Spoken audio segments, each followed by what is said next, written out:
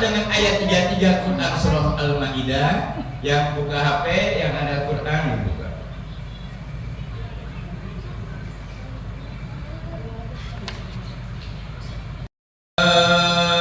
Alladzina yuharibuna Allah wa rasulah.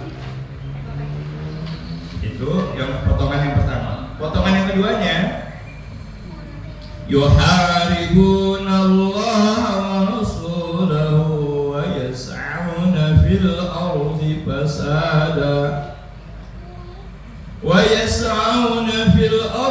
fasada an yuqattalu aw yusallabu aw tuqatta'a aydihim wa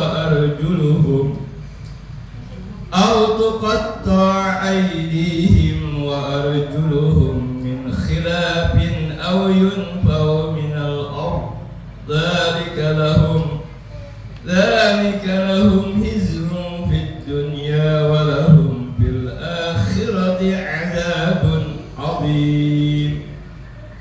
Ujungnya yang enggak percaya dengan kemanfaatan An-Nahl Quran surah 16, bagaimana tawon itu semuanya berfungsi, semuanya berguna, bahwa itu ciptaan Allah Subhanahu wa ta'ala. Enggak ada yang enggak sia-sia, semua An-Nahl di surah 16. Makanya Al-Isra ayat 18 tentang Isra tadi, karena banyaknya manfaat dari An-Nahl tadi, dari tawon atau lebah tadi.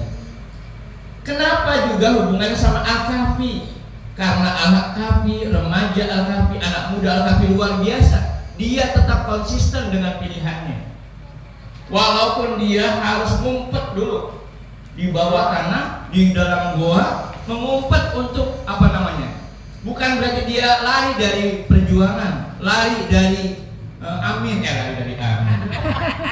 Bukan dari itu, tapi dia mengumpet, mau mempersiapkan perjuangan, mempersiapkan besok mau berangkat ke JIS. Nah itu dia. Ini bahasa sekarangnya begitu. Ya, yang penting dia konsisten. Karena itu kalau enggak konsisten dengan, kalau enggak percaya dengan Allah, dengan luar biasanya lebah dan luar biasanya pemuda Al-Kahfi, itu dan termasuk dia tidak percaya dengan Isra dan Mi'raj Nabi Muhammad SAW sebagaimana Al-Quran surah 17, maka dia akan dapat adzabun adzim, siksa yang sangat besar. Naudzubillah min kena semuanya. Makanya tolong disimak ayat 33.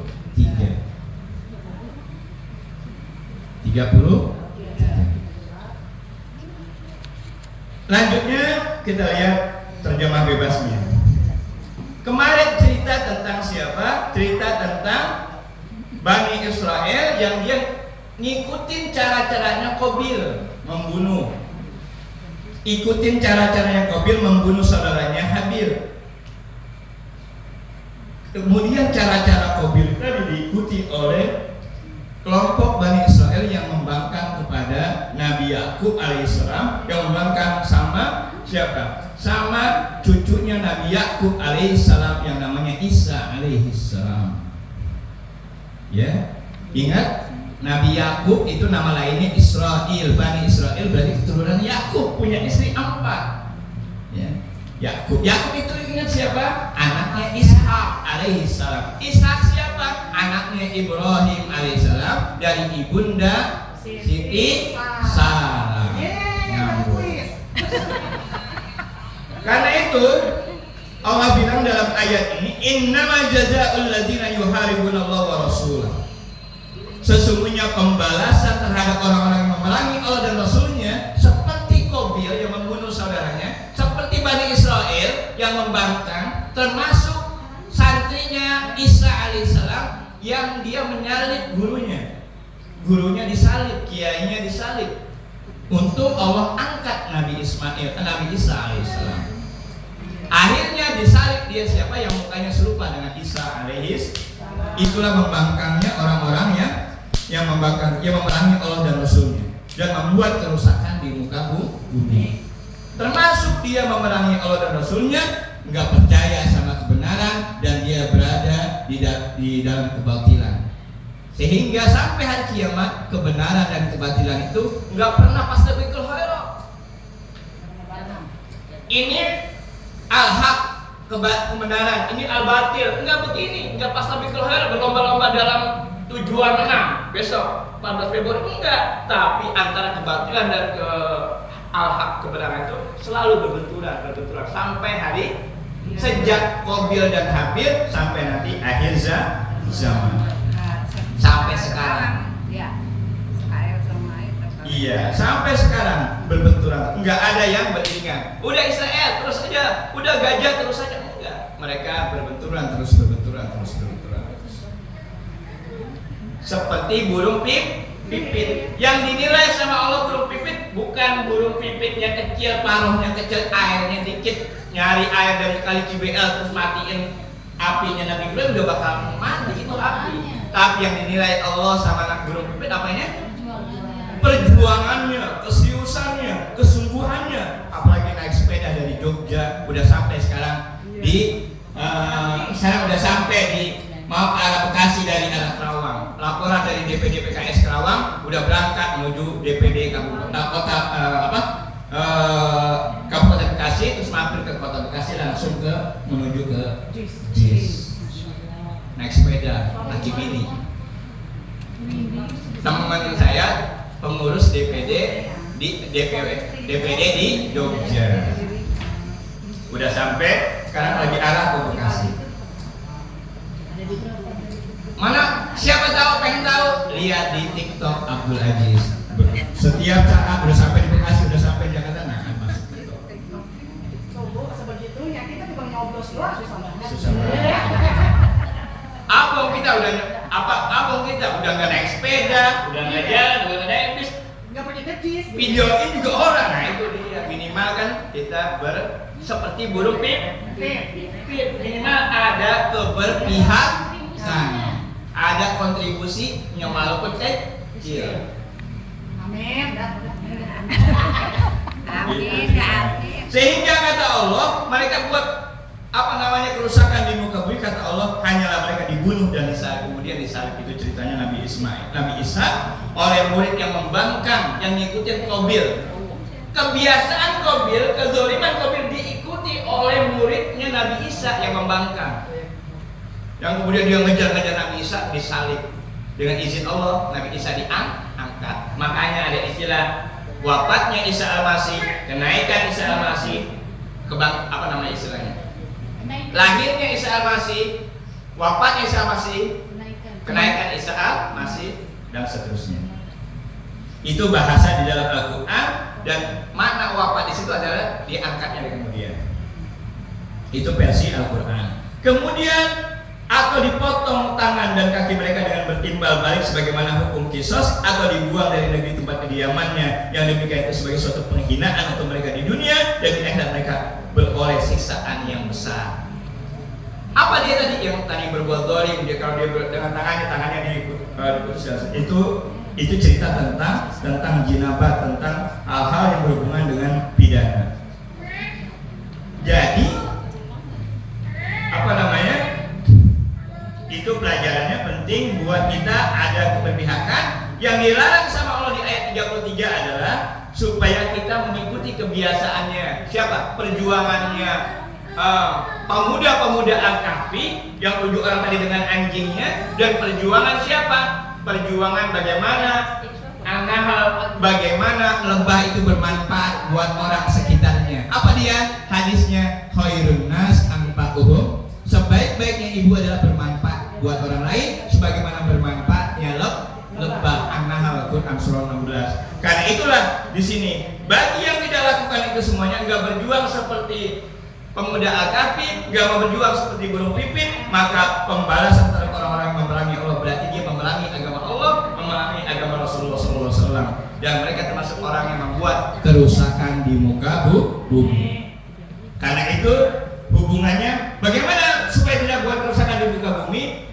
Yang satu hadis adalah pentingnya kita tahu aturan mengucapkan assalamualaikum. Nyambung? Ada apa dengan assalamualaikum?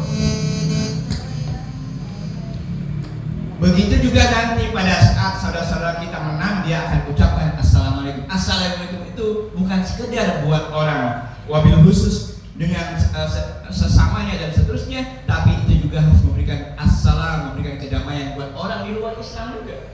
Dengan caranya, dengan cara assalamualaikumnya dan seterusnya. Begitu juga bagaimana assalamualaikum itu bukan hanya milik Indonesia, tapi juga milik saudara kita yang sekarang sampai sekarang belum juga merdeka, yakni Palestina.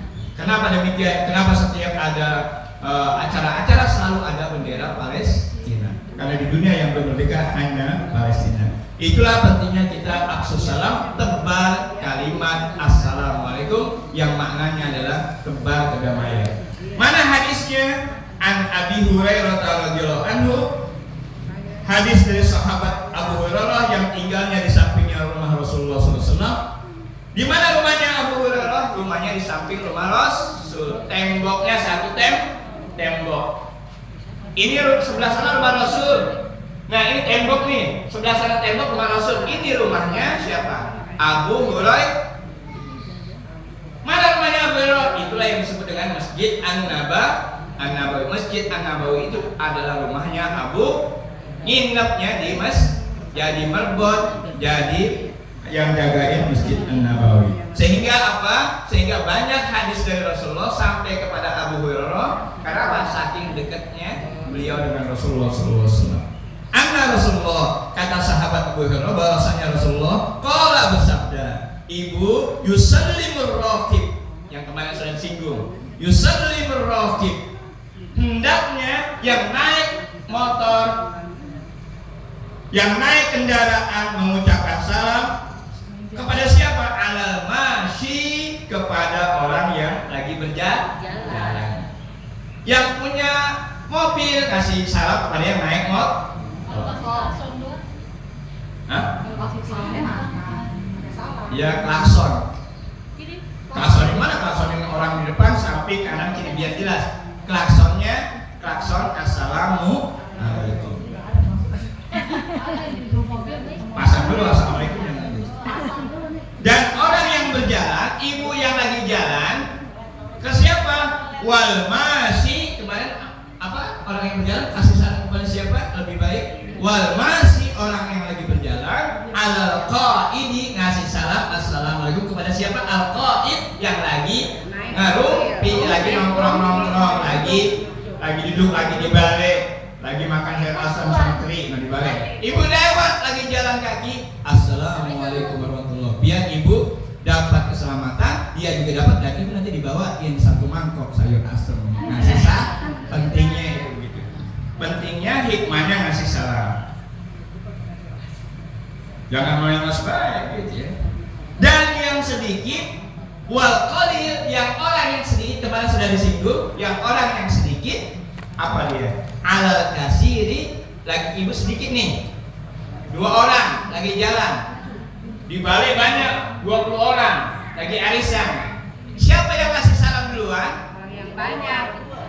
Siapa yang kasih salam duluan? Orang yang banyak. Wal qalili, yang ngasih salam duluan. Orang yang sedikit, yang 2 orang.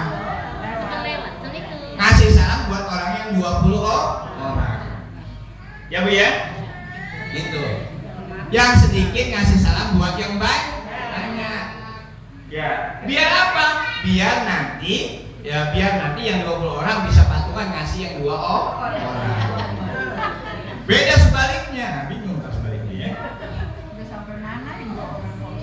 Muttafaqun alaih, semoga itu riwayat dari Bukhari dan Muslim. Ada juga di riwayatnya Imam Bukhari, dalam Sahih Bukhari kalimatnya ditambahin wasaghiru al kabiri, anak apa namanya, yang anak kecil kasih salam kepada yang anak orang besar, yang masih kecil masih remaja kepada yang orang tua, yang anak-anak kepada yang, jadi gitu. Jadi masih yang usianya muda sama usia tuh yang ngasih salam duluan yang usia muda. Bahasa kita itu tadi, yang muda nyamperin yang tua. Itu bahasa di dalam assalamualaikum ini. Begitu juga semuanya saling menyapa. Jadi sekali lagi, pelajarannya adalah di kalimat yang salam ini. Ini persis di kalimat hadis yang kedua, an Abi Umamah Sudai bin Ajlan Al-Bahili radhiyallahu anhu qala, inna aulan nasi, sesungguhnya seutama-utamanya ibu, sesungguhnya yang paling berhak mendapatkan rahmat Allah. Di antara ibu yang paling berhak mendapatkan rahmat Allah, kasih sayang dari Allah, siapa dia? Adalah man bada'ahum bis, yang pertama kali ngucapin salam. Itu yang paling utama. Umpama tadi yang sedikit nggak mau ngasih salam yang banyak, gue orang diem banget lewat 2 orang, saya kan lagi ngopi. Udah, yang paling mulia adalah jangan nungguin yang sedikit ngasih salam yang banyak. Udah ada ibu yang ingat yang banyak. Itu artinya apa? Nggak ambil kesimpulan, wah kata hadis yang sedikit, kita yang banyak udah diam aja. Bukan begitu. Di hadis yang kedua, inna aulan nas, sesungguhnya sebaik-baiknya manusia, kalau dia mau mendapatkan rahmat dari Allah, man bada'ahum, yang siapa yang duluin. Jangan nungguin ngikutin hadis Nabi. Wah, saya sedikit nih. Dia saya banyak nih, biar nungguin dia. Wah, saya naik motor nih, biar nungguin dia yang jalan kaki ngasih salam. Wah, gua naik mobil nih, gua nungguin yang motor, nungguin. Gua kan kayaan dikit, dia kan naik motor. Jangan nungguin, tapi yang paling utama tidur motor. Tapi yang paling utama adalah yang mimpinya ketemu Nabi Muhammad SAW. Ya Bu ya, jadi hadis yang tadi jangan jadi patokan. Ibu naik motor, ya makanya yang ibu yang ngerti aulan nas, yang paling utamanya ibu yang udah ngaji, apalagi lebih utama. Udah jangan nungguin. Dia bisa jadi enggak tahu. Jangan karena ibu sota, udah biarnya. Padahal itu berpahala ngasih salam. Mau dijawabnya mau tanya Ustaz ya? Ya betul. Jadi yang paling berhak mendapatkan rahmat Allah adalah dari yang semua tadi, naik motor kayak, naik mobil kayak, jalan kaki kayak, duduk-duduk kayak, berjalan. Yang utama semuanya adalah yang pertama kali ngasih ucapan salam. Tuh. Begitu juga, ya, begitu juga. Apa namanya? Itu intinya begitu. Di riwayat yang lain yang terakhir, wahai Rasulullah, ini ada cerita. Ada 2 orang ketemuan. Nah, pertanyaannya, ada kasus zaman Nabi, ada orang ketemuan. Maka siapa yang harusnya mengucapkan salam terlebih dahulu? Sama-sama naik motor, bahasa kitanya ya. Sama-sama naik mobil, ini ceritanya bahasa kitanya. Sama-sama jalan kaki, sama-sama rame, sama-sama sedikit. Ayo. Wahai Rasulullah, ada 2 orang ketemuan. Maka siapa yang harus mengucapkan salam terlebih dahulu? Jawab. Siapa yang punya kesempatan? Bukan Pak, itu orang biasa. Lagi ketemuan. Ceritanya tadi nih lepas nih. Tadi harusnya kan yang sedikit ngucapin kepada yang banyak. Yang naik mobil ngucapin kepada yang motor ngucapin kepada yang jalan ngucapin kepada yang lagi duduk-duduk. Umpama kita kan tadi lebih kalau dia nggak ngaji kita awalan atau kita awalin itu rahmat Allah. Nah ini sama-sama naik motor, sama-sama naik mobil, sama-sama jalan kaki, sama-sama banyak, sama-sama sedikit. Gimana? Siapa yang ngasih salam duluan? Siapa aja yang punya. Siapa aja yang sempat? Iya yang waras. Tadi kembali ke hadis yang pertama, riwayat yang pertama, aulan nas, yang seutama-utama manusia adalah siapa? Man, yakni ibu bada'ahum bisa, yang pertama kali mengucapkan salam. Jangan nunggu jawabnya wajib, tapi sunnahnya ibu ambil. Jangan nunggu jawabannya yang wajib, tapi sunnahnya yang ibu ambil. Itu aulan nas yang lebih utama. Apalagi yang utamanya adalah ibu memperkenalkan kenal sesuatu yang ada di sini.